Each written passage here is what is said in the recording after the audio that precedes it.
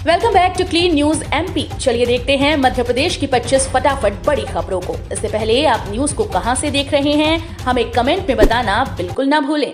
साथ ही हमारे Facebook page को भी फॉलो करें। फेसबुक पेज का लिंक डिस्क्रिप्शन में दिया गया है। स्कूल्स में बच्चों के एडमिशन की डेट बदली। प्रवेश के लिए अब 13 अप्रैल तक कर सकेंगे आवेदन। केंद्रीय विद्यालय संगठन केवीएस ने पहली कक्षा में केवी स्कूल्स के प्रवेश के लिए एडमिशन की डेट बढ़ा दी है। पहली कक्षा के लिए ऑनलाइन आवेदन जमा करने की समय सीमा बढ़ाकर 13 अप्रैल 2022 कर दी गई। पहले केवी में रजिस्ट्रेशन की अंतिम तिथि 11 अप्रैल तय की गई थी। केंद्रीय विद्यालय में बच्चों का एडमिशन कराने के लिए प्रयासरत अभिभावक को इस निर्णय से सुविधा हो जाएगी। स्कूल में बच्चों के एडमिशन की डेट बदली। प्रवेश के लिए अब 13 अप्रैल तक आवेदन कर सकते हैं। मध्य प्रदेश गेहूं उपार्जन किसानों के लिए बड़ी खबर। 13 अप्रैल तक बुक होगा स्लॉट। वैधता बढ़ी।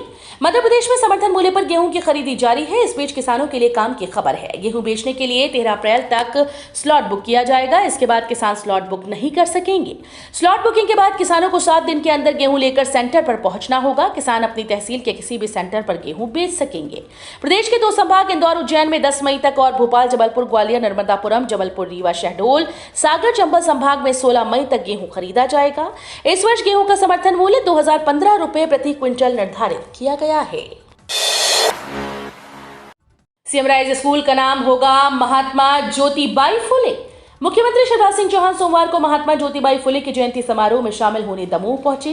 स्थानीय पॉलिटेक्निक कॉलेज में कार्यक्रम का आयोजन किया गया, जिसमें दमोह सांसद और केंद्रीय मंत्री प्रहलाद पटेल, राजस्व मंत्री गोविंद सिंह राजपूत, राज्य मंत्री राम खिलावन पटेल, मंत्री भरत सिंह कुशवाहा के साथ जिले की तीनों विधानसभाओं के विधायक व पूर्व मंत्री की मौजूदगी रही। इस मौके पर मुख्यमंत्री ने करोड़ों रुपए के निर्माण कार्यों का भूमि पूजन किया और फिर मंच पर पहुंचकर कन्या पूजन के साथ कार्यक्रम की शुरुआत की गई। मुख्यमंत्री ने इस मौके पर घोषणा की कि महात्मा ज्योतिबाई फुले के नाम पर सीएम राइज स्कूल का नाम रखा जाएगा। मध्य प्रदेश में 5 करोड़ उपभोक्ताओं को बांटे जाने वाले खाद्यान्न की जांच होगी। मध्य प्रदेश में प्रतिमाह सार्वजनिक वितरण प्रणाली के तहत 5 करोड़ उपभोक्ताओं को खाद्यान्न वितरित किया जाता है। इसकी गुणवत्ता को लेकर बार बार सवाल उठते हैं। इसे देखते हुए सरकार ने पहली बार गोदाम स्तर पर निजी एजेंसी से जांच कराने का निर्णय लिया है। इसके दायरे में सरकारी और निजी गोदाम आएंगे। इसमें अभी 185 लाख टन गेहूं और चावल रखा हुआ है। 2 साल पहले बालाघाट, मंडला, सिवनी सहित अन्य जिलों में चावल की गुणवत्ता को लेकर केंद्र सरकार ने जांच कराई थी। विद्यार्थी अब हिंदी में भी पढ़ेंगे डॉक्टरी। अंग्रेजी किताबों का हो रहा अनुवाद। मेडिकल कॉलेजेस में एमबीबीएस प्रथम वर्ष की पढ़ाई अभी हिंदी में भी कराई जाएगी। सरकार की मंशा के अनुरूप और बीते सप्ताह चिकित्सा शिक्षा मंत्री विश्वास सारंग द्वारा बैठक में दिए गए आदेश के बाद प्रदेश भर के मेडिकल कॉलेजेस में हिंदी प्रकोष्ठ का गठन किया जा चुका है। इसी कड़ी में अब अंग्रेजी भाषा में प्रकाशित चिकित्सा की पुस्तकों का हिंदी अनुवाद करने का काम शुरू हो चुका है। शहर में स्थित GRMC के प्रोफेसर ये अनुवाद कार्य का जिम्मा संभाल रहे हैं। ग्रामीण परिवहन नीति का रोड मैप तैयार। इस दिन से होगी शुरुआत। मध्य प्रदेश में शीघ्र ही ग्रामीण परिवहन नीति धरातल पर दिखाई देगी। परिवहन विभाग के अधिकारियों ने इसका रोड मैप तैयार कर लिया। शासन के निर्देश पर ग्रामीण परिवहन नीति के लिए विदिशा जिले को पायलट प्रोजेक्ट के रूप में चुना गया। जिले के ग्रामीण क्षेत्र में 1 मई से ग्रामीण परिवहन नीति लागू होगी। 6 महीने तक इसका अध्ययन किया जाएगा और उसके बाद पूरे प्रदेश में इसे लागू किया जाएगा। पचमढ़ी में पिछले महीने हुई कैबिनेट मीटिंग में मुख्यमंत्री शिवराज सिंह चौहान ने ग्रामीणों के परिवहन की परेशानी को दूर करने के लिए ग्रामीण परिवहन नीति बनाने की बात कही थी। सिंधिया ने नितिन गडकरी को लिखा पत्र। एमपी के लिए की ये बड़ी मांग। केंद्रीय नागरिक उड्डयन मंत्री ज्योतिरादित्य सिंधिया ने केंद्रीय सड़क परिवहन एवं राजमार्ग मंत्री नितिन गडकरी को एक पत्र लिखकर आगरा से ग्वालियर के बीच आगरा मुंबई राष्ट्रीय राजमार्ग क्रमांक 3 के 120 किलोमीटर लंबे हाईवे की खस्ता हाल सड़क की दुर्दशा को सुधारने का अनुरोध किया है।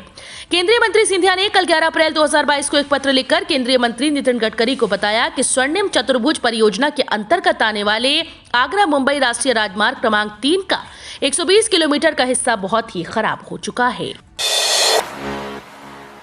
10वीं के छात्रों के लिए बड़ी खबर। जल्द लागू होगा ये नया पैटर्न। मिलेंगे 2 विकल्प।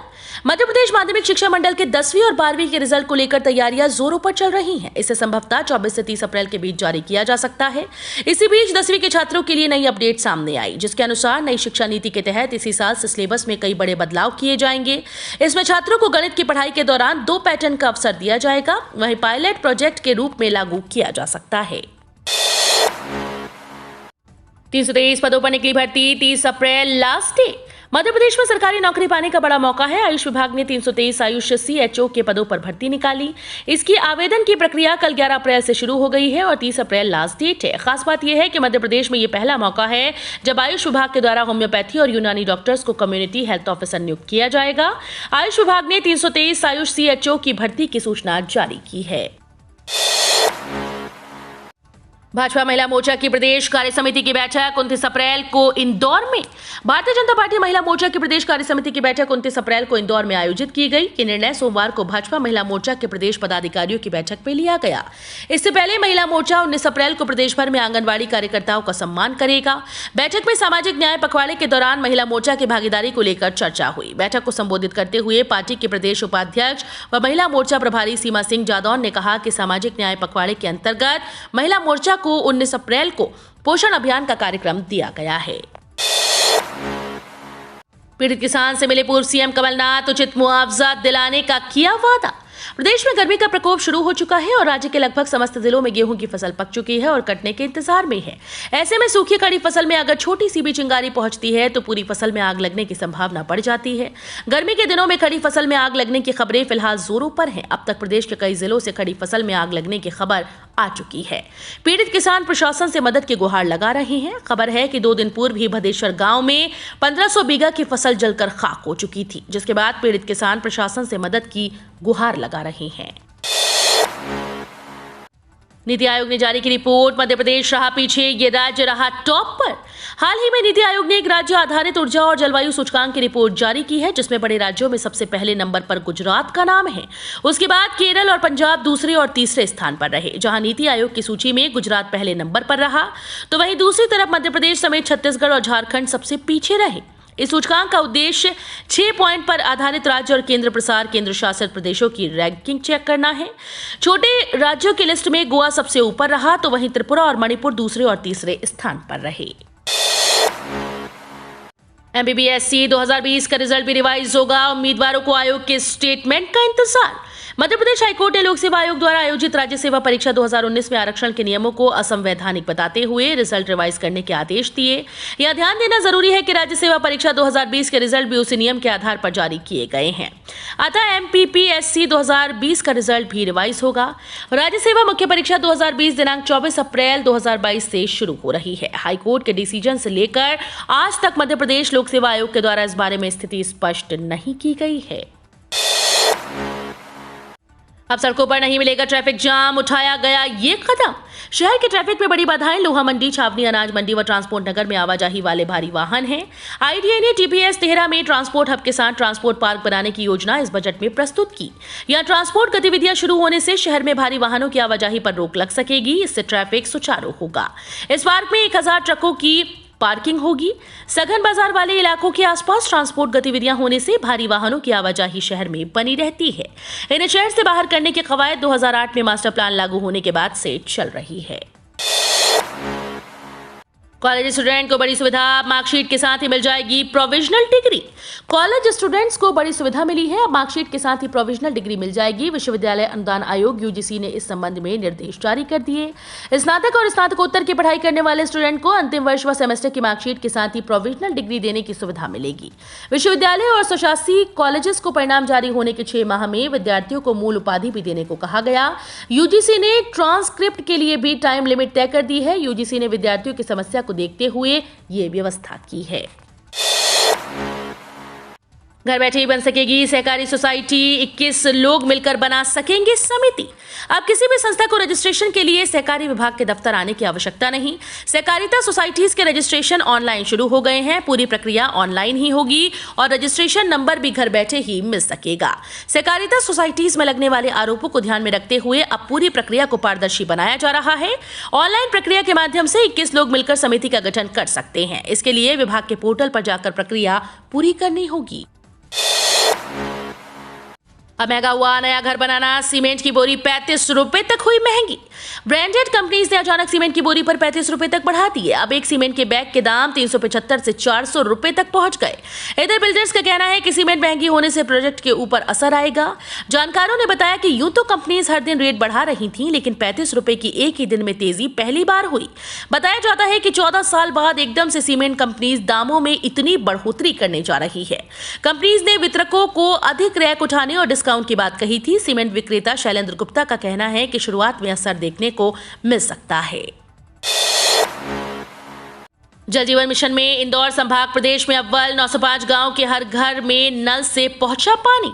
जल जीवन मिशन में ग्रामीण परिवारों को उनके घर में ही नल कनेक्शन के जरिए पेयजल उपलब्ध करवाने का कार्य तेजी से जारी है। मिशन के तहत हर घर में नल से जल पहुंचाने की योजना के क्रियान्वयन में इंदौर संभाग प्रदेश में अव्वल है। संभाग के 905 गांव के हर घर में नल से पानी पहुंचने लगा है। संभागायुक्त पवन कुमार शर्मा ने बताया कि हाल ही में मुख्यमंत्री शिवराज सिंह चौहान ने इंदौर संभाग के ही बुरहानपुर को 100% घरों में नल से जल पहुंचाने वाला जिला घोषित किया था। एक बार फिर से कर्मचारियों के लिए खुशखबरी।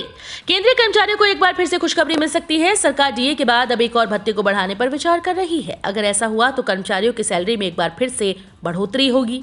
जानकारी के मुताबिक डीए बढ़ोतरी के बाद अब एचआरए बढ़ोतरी का ऐलान भी हो सकता है। दरअसल डीए बढ़ने के साथ ही एचआरए में संशोधन का अनुमान है। केंद्रीय कर्मचारियों और पेंशनर्स के लंबे इंतजार के बाद महंगाई भत्ते में 3% की बढ़ोतरी का ऐलान हो गया है। रुचि सोया का बदला नाम, अब पतंजलि के नाम से होगी मार्केट में बिक्री। सोमवार को रुचि सोया ने बड़ा ऐलान कर दिया है। बोर्ड ने यह फैसला किया है कि कंपनी अपना नाम बदलकर पतंजलि फूड्स रखेगी। बता दें कि एफएमसीजी फर्म रुचि सोया योग गुरु बाबा रामदेव के लीडरशिप में चलने वाली फार्म कंपनी है, जो तेल समेत कई फूड प्रोडक्ट्स का उत्पादन और बिक्री करती है। कंपनी ने नाम बदलने की मंजूरी दे दी है। बोर्ड ने पतंजलि कंपनी से अपनी तालमेल बढ़ाने के लिए भी मंजूरी दी है। कर्मचारियों को फिर मिलेगी गुड न्यूज, बढ़ सकती है रिटायरमेंट की उम्र और पेंशन राशि। केंद्रीय कर्मचारियों के लिए बड़ी खुशखबरी है। 3% महंगाई भत्ता बढ़ाने के बाद मोदी सरकार जल्द कर्मचारियों को एक और सौगात दे सकती है। मीडिया रिपोर्ट्स के अनुसार मोदी सरकार जल्द कर्मचारियों के रिटायरमेंट की उम्र और पेंशन की राशि में इजाफा कर सकती है। इसके लिए प्रधानमंत्री नरेंद्र मोदी की आर्थिक सलाहकार समिति ने प्रस्ताव भेजा गया है। अगर इसे मंजूरी मिलती है तो ये इससे लाखों कर्मचारियों को लाभ मिलेगा। दरअसल हाल ही में केंद्र की मोदी सरकार ने केंद्रीय कर्मचारियों के महंगाई भत्ते में 3% की बढ़ोतरी की है। अब इस बैंक से लोन लेना हुआ महंगा। अगर आपका खाता इस बैंक में है और आप बैंक से लोन लेना चाहते हैं तो आपके लिए बड़ी खबर है, क्योंकि सार्वजनिक क्षेत्र के बैंक ऑफ बड़ौदा ने सोमवार को फंड की सीमांत लागत आधारित उधारी दरों में 0.05% की बढ़ोतरी की। इसके तहत 1 साल की अवधि के लिए MLCR बढ़कर 7.35% हो जाएगा। आपको बता दें कि पर्सनल लोन, ऑटो लोन और होम लोन 1 साल के MLCR के आधार पर होती है। बैंक की ओर से शेयर बाजार को दी गई सूचना में बताया गया कि उसने ब्याज दर में बढ़ोतरी का फैसला किया है। 60 साल बूढ़े हो चुके जबलपुर के शास्त्री ब्रिज की सेहत बनाने फिर बनेगा DPR। शहर का सबसे पुराना और व्यस्ततम शास्त्री ब्रिज की सेहत सुधारने पर अभी वक्त लगेगा। लगभग 60 साल की उम्र पार कर चुके इस ब्रिज पर यातायात का दबाव बढ़ गया है, लेकिन इसकी सेहत लगातार गिर रही है। यातायात को कम करने के लिए इस पर फ्लाईओवर का निर्माण होगा, जिसकी विस्तृत कार्य योजना बन चुकी थी, लेकिन महंगाई की मार से लागत काफी बढ़ गई। ऐसे में नए सिरे से DPR बनाने की तैयारी हो रही है। ज्ञात हो कि लोक निर्माण विभाग सेतु ने करीब 148 करोड़ रुपए की निर्माण लागत आंकी थी, जिसका प्रस्ताव भी मंजूरी के लिए शासन स्तर पर भेजा जा चुका था। इस सप्ताह में लगातार 4 दिन बंद रह सकते हैं बैंक। जल्द से जल्द निपटा लें जरूरी काम। नया आर्थिक वर्ष अप्रैल महीने से शुरू हुआ, लेकिन इसी महीने में बहुत सारी छुट्टियां आती हैं। अप्रैल का महीना शुरू होने से पहले ही देश भर के सभी बैंकों ने छुट्टियों की लिस्ट जारी कर दी। कई त्योहार राष्ट्रीय होते हैं तो कई राज्य में उनके लोकल त्योहार भी होते हैं, इसलिए हर राज्य की छुट्टी का दिन अलग अलग होता है। अगर बैंक से जुड़ा कोई जरूरी काम है जिसके लिए आपको ब्रांच में जाना जरूरी है तो आज सोमवार, मंगलवार और बुधवार को कर लें। इसकी वजह है गुरुवार से लगातार 4 दिन बैंक बंद रह सकते हैं। रेलवे में पार्किंग के कर्मचारी अब आई कार्ड यूनिफॉर्म में नजर आएंगे। जबलपुर मंडल के समस्त छोटे बड़े रेलवे स्टेशन पर वाहनों के पार्किंग ठेकों पर कार्यरत कर्मचारियों के लिए रेलवे द्वारा यूनिफॉर्म व आई कार्ड पहनकर ही पार्किंग संबंधी कार्य करने का निर्देश दिया गया, जिसके अनुपालन में वाहन पार्किंग स्टैंड पर कार्यरत कर्मचारी अब जल्द ही यूनिफॉर्म के साथ सौजन्यता पूर्वक व्यवहार करते नजर आएंगे। इस संबंध में मंडल वाणिज्य प्रबंधक सुनील कुमार श्रीवास्तव ने बताया कि जबलपुर, मदन महल, नरसिंहपुर, गाडरवारा, पिपरिया, कटनी, दमोह, सागर, मैहर, सतना, रीवा सहित मंडल के अन्य सभी छोटे स्टेशंस में संचालित रेलवे के पार्किंग ठेकों पर कार्यरत कर्मचारियों की पहचान हेतु रेलवे के द्वारा इनके लिए यूनिफॉर्म भी निर्धारित कर दी गई है। तो ये थी आज की 25 फटाफट बड़ी खबरें। अगर आपको न्यूज पसंद आई हो तो वीडियो को लाइक और शेयर जरूर करें। धन्यवाद।